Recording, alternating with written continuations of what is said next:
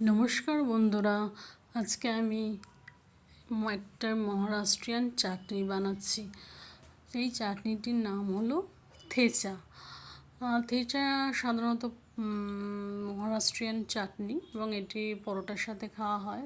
Thatcher জন্য আমি নিয়েছি বাদাম, রসুন, জিরে, কাঁচা লঙ্কা, ধনেপাতা।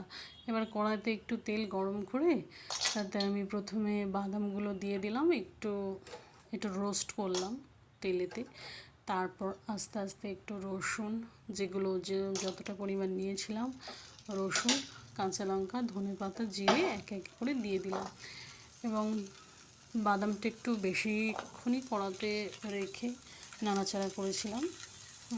কিছুক্ষণ একটু ভেজে তারপর থেচাটা একটু বাটতে হবে।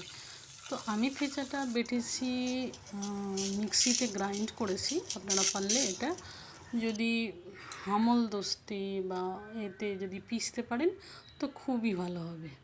তো এইভাবে দেখছেন আমার থেচা রেডি এবং পরোটার সাথে সার্ভ করব।